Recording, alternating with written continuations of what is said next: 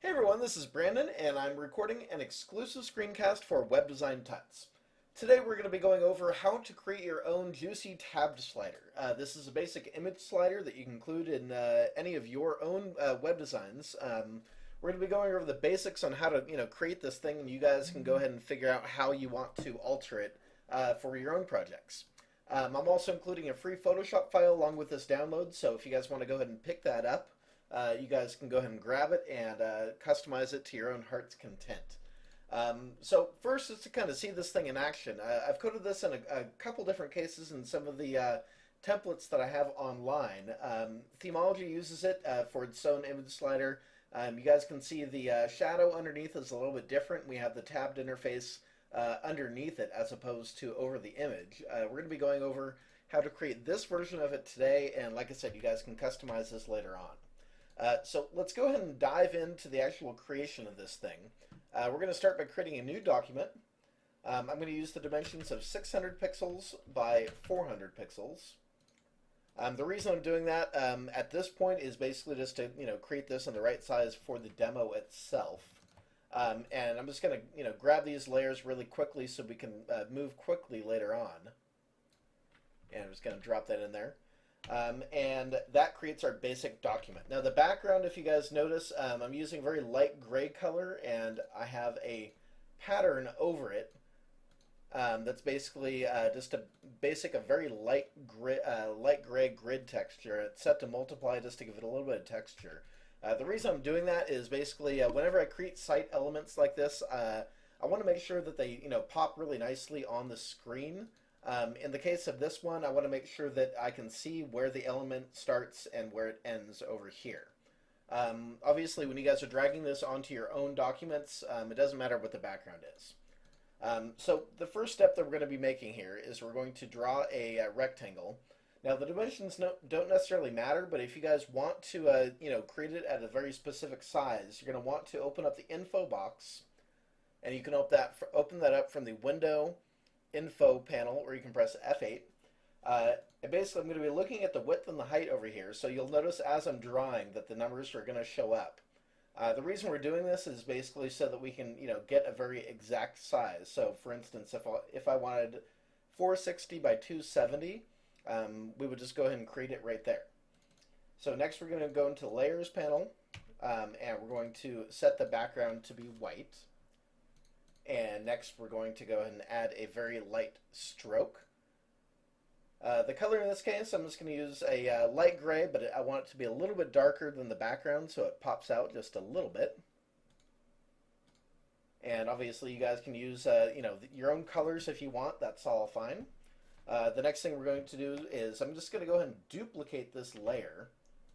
And I'm going to use the convert point tool. It's going to be under your pen tool options. And I'm just going to select the 2 points for the left side and move them in, let's say, 1 tab. And I'm using the keyboard and grabbing the 2 bottom points, the 2 right points, and the 2 top points. Now, the reason I duplicated this and used the convert point tool instead of just basically drawing a new rectangle is because it makes it a lot easier to get the dimensions exact. So let's pretend that I'm kind of drawing this from scratch. It can be hard sometimes to get the dimensions exactly perfect all the way around. This obviously both ways work. This is just one really quick workaround way that you guys can get the exact dimensions perfect. Okay, so obviously we have our basic frame layer on the outside, and we have our image layer on the inside that we're going to be using for a mask. I'm going to go ahead and pull up the image that I want to use really quickly here. And I'm going to drag it in. This happens to be an image that was submitted for one of the Envato wallpaper competitions a while ago. So I'm just going to drag it on top of my document. And then I'm going to right click it and select Create Clipping Mask. And we're doing that over this image layer. Let's go ahead and title that. Alright, so now we have our image, and then we have our frame on the outside. One other really quick thing that you guys can do if you want to add a little bit of dimension is add a basic inner shadow. In our case, let's set it to 1 for the distance, and maybe 4 looks pretty good for the actual size. Obviously, you guys can get a lot more dramatic if you want. It's kind of up to you how you want to do it. And let's set the opacity down just a little bit because I want a very subtle effect. All right, so that's that. The next thing that we want to create here is, well, first of all, let's go ahead and group this all together and give it a title. Okay, so the next thing we want to create is the shadow that's going to be going underneath here. There's a couple different ways to create a shadow. You can use, various Gaussian blurs and motion blurs and stuff like that. I'm going to show you probably the simplest and most fundamental way. I'm going to create a blank layer. I've selected a brush. I'm going to give it a size of, let's say about 40 pixels, and the hardness is set to 0. Now, if the hardness is set higher, you're going to get a really hard edge. We want a nice soft edge on the outside. The color we're working with here is obviously just black right now. And all I'm going to do here is I'm holding down the shift button and drawing to the left using my mouse. Holding down the shift key is going to ensure that you have a straight line, and again, we're just dragging to the left. We want to go about halfway across our document here. All we're doing is creating a very basic shape that we're going to manipulate in the next step here. Okay, so the next thing I want to do is I want to drag it below my frame layer, and we're going to nudge it down just a little bit.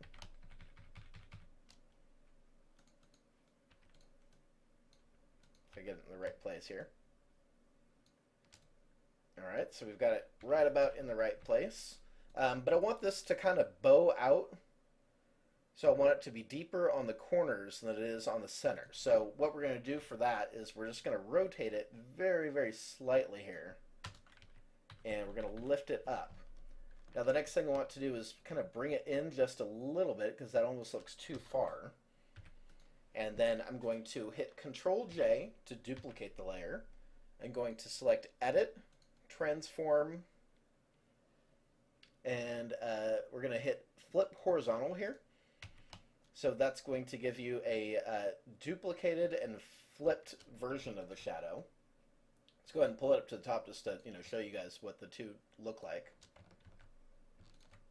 And again, let's go ahead and drop it back below the frame once more. So now you can see we kind of have this shadow that bows out just a little bit. At this point, we can kind of tinker with this by moving it in and out, and we can adjust how dark it looks by dropping it up and down and that kind of stuff. But that gives us the basic effect that we're after. So I'm going to go ahead and hit Control E to merge those two layers. Let's name it Shadow. And again, you can play with the opacity as well to kind of adjust how deep that shadow appears to be on the document.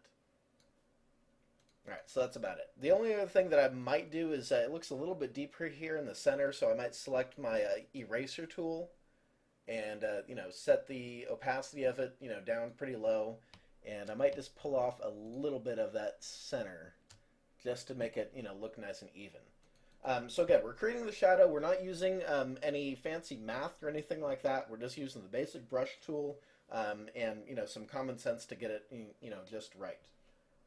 Okay, so that concludes the shadow portion. Let's go ahead and create the two tabs that are going to be on the side. These things are going to be pretty simple. Again, we're just using some basic shapes here. So the first thing we want to do is grab the ellipse tool. To make a perfect circle, we're just going to hold down the shift button. If you don't, then you're going to get this wonky kind of circle. And you can, kind of draw this as big or as small as you want. Just to give you guys a readout, let's make it, say 60 pixels. And we're going to go ahead and select white as the color. And we're going to move it off to the side here. And then to create our little arrow, I'm going to select the Custom Shape tool. I'm going to go up here, and if you guys, don't have this library visible, what you might want to do is select this little arrow right here, and you want to select the All button. What that basically is going to do is going to give you all of the different, shapes that Photoshop has available. So that's that. Now I'm going to go ahead and drag this out, again, holding the Shift key because otherwise you get a distorted shape. And I'm just going to drag this up just like that. I'm going to nudge it kind of a little bit off center.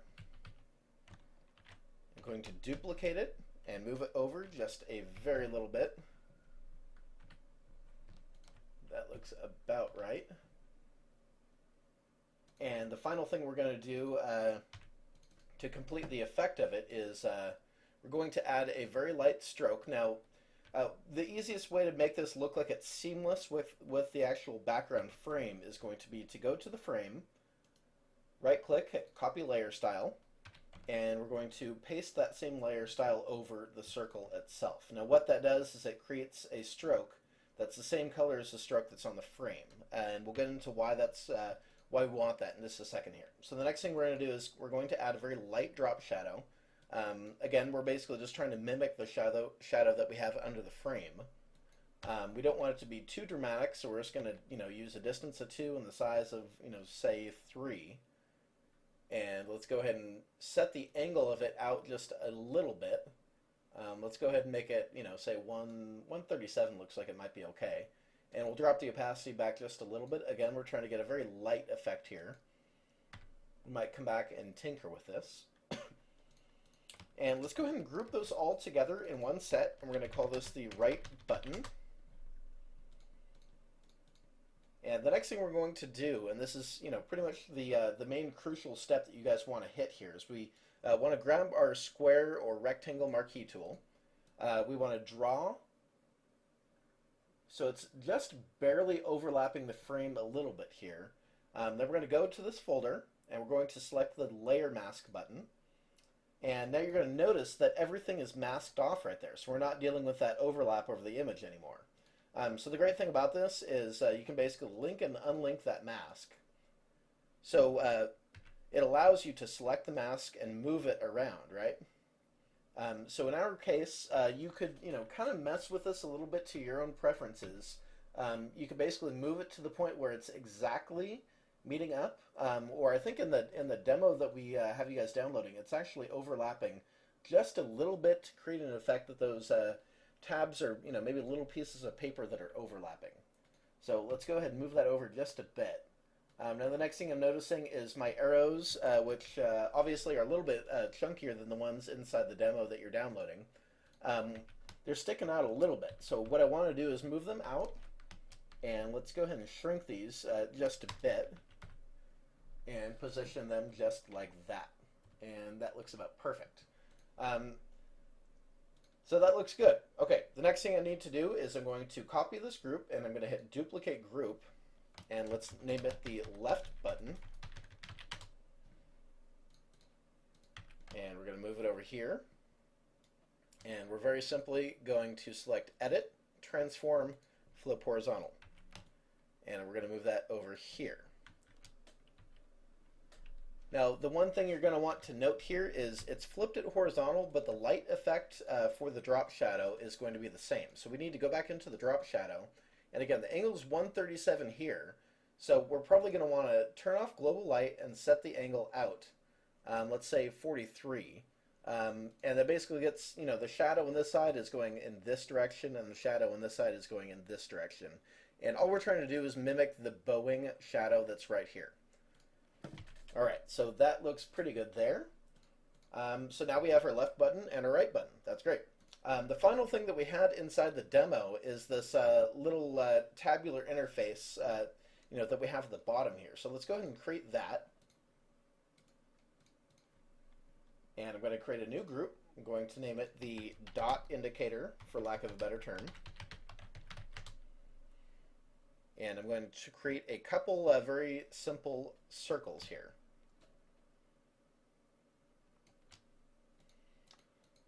So there's our first one. Let's move it down just so I can see it a little bit better. Now to create the kind of button effect, you can do this a couple different ways. The first thing I'm going to do is I'm going to, well, let's go ahead and set a very light stroke around it.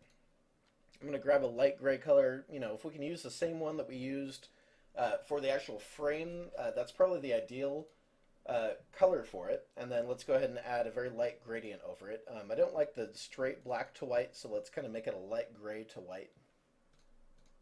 and that completes the button effect.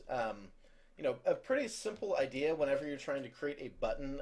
If you want it to look like it's really easy for people to press, adding a very light gradient is just a really simple way to convince people that they can click on something. So it's going to move that up. I'm going to hit Control J, and we're going to duplicate it and move it to left. And we're going to create one more copy, and we're going to move it over to the right just a little bit. And now we have our three little buttons, but they're pretty hard to see over this background image, right? So let's create a new layer just to make sure we don't write over those two other vector shapes. So we're going to select the rounded rectangle tool. The radius doesn't really matter. Let's go ahead and use 10 pixels for now. And we're just going to kind of draw carefully a very simple rounded rectangle that's going to eventually go behind these other dots. So let's nudge it over just a little bit. And then I'm going to add a stroke around it. The stroke is going to be a little bit lighter, and we're going to set it, let's say, to 2 pixels. And we're going to drop the opacity. Let's go ahead and drop it to 50% for now. And we're going to adjust the fill color just a little bit so we can see through just a tiny bit to the image behind. Obviously, you guys can see that you can make a very light background, or you can make it very dark. The difference between the fill and the opacity is the fill is only going to affect the shape itself. It's not going to affect the stroke or any of the other layer styles. But the opacity itself is going to edit everything at once. Alright, so let's go ahead and drop this back to 60. And now we have three little buttons over this little background to help us see it a little bit better.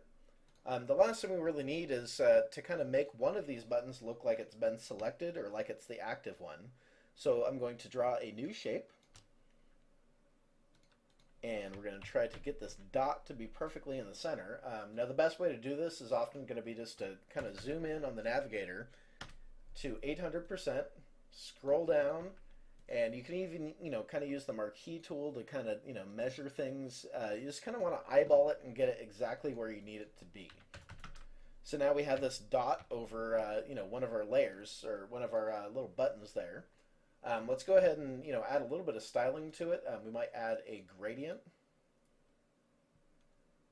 I think in the case of the demo, I used the same branding colors that we used for the Web Design Tuts logo.